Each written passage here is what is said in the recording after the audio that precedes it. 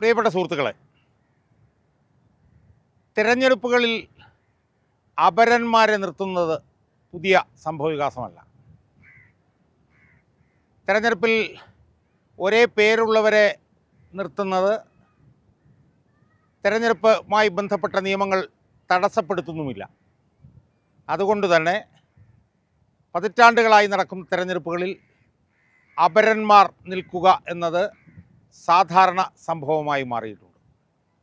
ഒരേ പേരുകാർ തിരഞ്ഞെടുപ്പിൽ മത്സരിക്കുന്നത് തടയപ്പെട്ടിട്ടില്ലാത്ത സാഹചര്യത്തിൽ അപരന്മാരെ നിർത്തി മുന്നണികൾ എതിർ മുന്നണികളെ പരാജയപ്പെടുത്തുന്ന ഒട്ടേറെ സംഭവങ്ങൾ കേരളത്തിലുണ്ടായിട്ടുണ്ട്. അത് ഇടതുപക്ഷത്തും ഉണ്ടായിട്ടുണ്ട്, അത് വലതുപക്ഷത്തും ഉണ്ടായിട്ടുണ്ട്.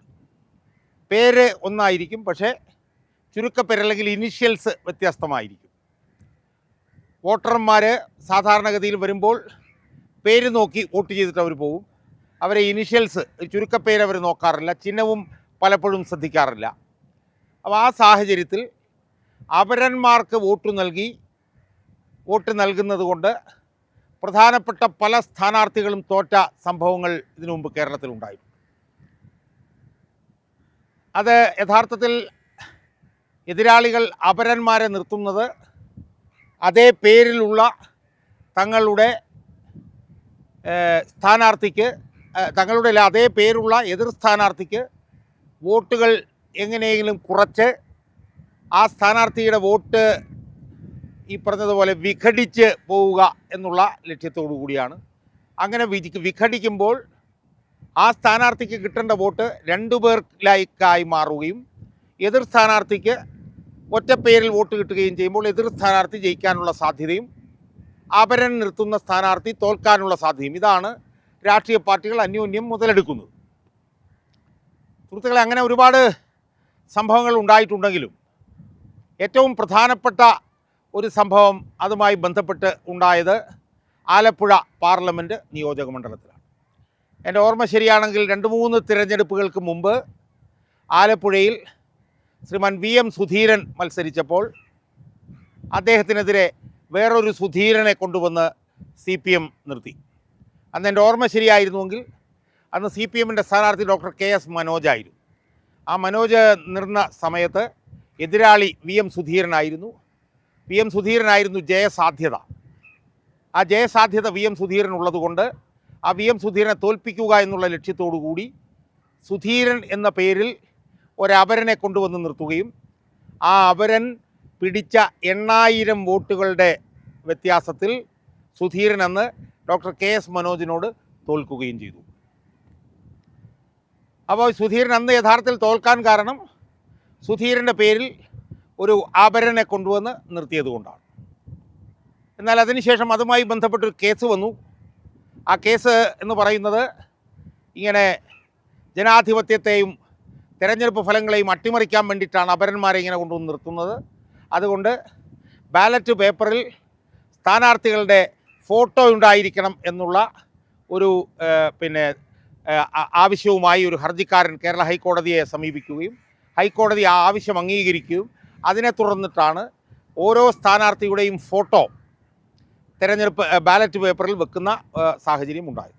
എങ്കിലും പേരുകൾ ഒരേ പേര് തന്നെ ഒന്നിലധികം തവണ വരാനുള്ള സാധ്യത നിലനിന്നു. പക്ഷേ സ്ഥാനാർത്ഥിയുടെ ഫോട്ടോ വന്നതോടുകൂടി അപരന്മാരുണ്ടാക്കുന്ന പ്രത്യാഘാതം, അതിൻ്റെ തീവ്രത വലിയൊരളവ് വരെ കുറയ്ക്കാൻ കഴിഞ്ഞു എന്നുള്ളത് ഒരു വസ്തുതയാണ്.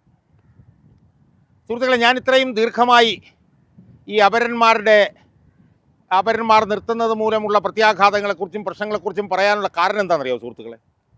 ഈ വരുന്ന തിരഞ്ഞെടുപ്പിൽ ഏപ്രിൽ 26-ാം തീയതി നടക്കാൻ പോകുന്ന ലോക്സഭാ തിരഞ്ഞെടുപ്പിൽ ആലപ്പുഴ പാർലമെൻറ്റ് നിയോജക മണ്ഡലത്തിൽ മത്സരിക്കുന്ന അഡ്വക്കേറ്റ് KM ഷാജഹാൻ എന്ന് പറയുന്ന എനിക്ക് വേറൊരു ഷാജഹാൻ എന്നുള്ള ഒരു അപരൻ വന്നിരിക്കുന്നു എന്നുള്ളതാണ്. അഡ്വക്കേറ്റ് KM ഷാജഹാൻ എന്നുള്ള എനിക്ക് ഈ പറഞ്ഞതുപോലെ ഒരു മത്സരം സൃഷ്ടിക്കാനും അല്ലെങ്കിൽ എൻ്റെ വോട്ടുകൾ വിഘടിപ്പിക്കുക എന്നുള്ള ലക്ഷ്യത്തോടു കൂടി ഒരു ഷാജഹാൻ VA എന്ന് പറയുന്ന ഒരു അപരൻ ഈ തിരഞ്ഞെടുപ്പിൽ വന്നിരിക്കുന്നു. സ്വാഭാവികമായും അപരനെ നിർത്തിയത് CPM ആയിരിക്കും എന്നുള്ളതാണ് എൻ്റെ നിരീക്ഷണം. കാരണം കെ എം ഷാജഹാൻ എന്ന കമ്മ്യൂണിസ്റ്റുകാരൻ മത്സരിക്കുമ്പോൾ കെ എം ഷാജഹാൻ ഏറ്റവും കൂടുതൽ വോട്ടുകൾ സമാഹരിക്കാൻ സാധ്യതയുള്ളത് CPM-ൽ നിന്നാണ് എന്ന് കണ്ടുകൊണ്ട് അഡ്വക്കേറ്റ് കെ എം ഷാജഹാന് കിട്ടുന്ന വോട്ടുകൾ വിഘടിപ്പിക്കുക എന്നുള്ള ലക്ഷ്യത്തോടു കൂടിയാണ് ഷാജഹാൻ VA എന്ന് പറയുന്ന ഒരു അപരൻ ഈ തെരഞ്ഞെടുപ്പിൽ ഇവിടെ വന്ന് നാമനിർദ്ദേശ പത്രിക സമർപ്പിച്ചത് എന്നാണ് എനിക്ക് മനസ്സിലാക്കുന്നത്. ആ അപരൻ പിന്നീട് ചിഹ്നം അനുവദിക്കുന്ന ദിവസമൊന്നും അപരനെ കണ്ടില്ല. അപ്പോൾ സ്വാഭാവികമായും ആ അപരനെ നിർത്തിയതിന് പുറകിൽ CPM-ന് ഒരു ദുരുദ്ദേശമുണ്ട് എന്ന് ഞാൻ വിശ്വസിക്കുന്നു. കാരണം UDF-നെതിരെയും BJP-ക്കെതിരെയും അപരന്മാരില്ല. CPM-ൻ്റെ മുഖ്യ ശത്രുക്കൾ പിന്നെ BJP-യും UDF-ഉമാണല്ലോ. അവർക്ക് എതിരെ അപരന്മാരില്ല. അപരന്മാരുള്ളത് അഡ്വക്കേറ്റ് കെ എം ഷാജഹാനെതിരെ മാത്രം. അപ്പോൾ സ്വാഭാവികമായും CPM advocate K M Shajahan എന്ന് പറയുന്ന എന്നെ അവർ ഭയപ്പെടുന്നു എന്ന് വേണം നമ്മൾ മനസ്സിലാക്കാൻ. അതിൻ്റെ ഭാഗമായി CPM കൊണ്ടുവന്ന് നിർത്തിയതാണ് ഷാജഹാൻ VA എന്ന ഈ അപരനെ എന്ന് ഞാൻ വിശ്വസിക്കുന്നു. പക്ഷേ വോട്ടർമാർ ആ കുരുക്കിൽ വീഴില്ല എന്നാണ് ഞാൻ വിശ്വസിക്കുന്നത്. കാരണം അഡ്വക്കേറ്റ് കെ എം ഷാജഹാൻ എന്നുള്ള പേരിലാണ് ഞാൻ അറിയപ്പെടുന്നത്.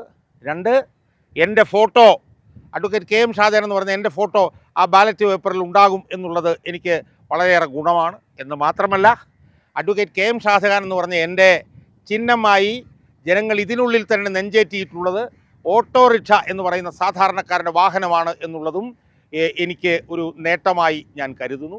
എന്തായാലും ആലപ്പുഴ മണ്ഡലത്തിൽ എൻ്റെ പേരിൽ ഒരു അപരനെ കൊണ്ടുവന്ന് നിർത്തിച്ച CPM-ൻ്റെ നടപടി എൻ്റെ സ്ഥാനാർത്ഥിത്വം CPM കേന്ദ്രങ്ങളിൽ വലിയ അങ്കലാപ്പുണ്ടായിരിക്കുന്നു എന്നുള്ളതിൻ്റെ അർത്ഥശങ്കയ്ക്കിടയില്ലാത്ത തെളിവാണ് എന്നാണ് എനിക്ക് സൂചിപ്പിക്കാനുള്ളത്. എന്നാലും ബാലറ്റ് പേപ്പറിൽ എൻ്റെ ഫോട്ടോ ഉള്ളതുകൊണ്ടും എൻ്റെ പേര് അഡ്വക്കേറ്റ് കെ എം ഷാജഹാൻ ആണ് എന്ന് വോട്ടർമാർക്കറിയാവുന്നതുകൊണ്ടും എൻ്റെ ചിഹ്നം ഓട്ടോറിക്ഷ ആയതുകൊണ്ടും CPM-ൻ്റെ ഈ അപര കുരുക്കിൽ വോട്ടർമാർ വീഴില്ല എന്നുള്ള ഉറച്ച വിശ്വാസവും ബോധ്യവുമാണ് എനിക്കുള്ളത്.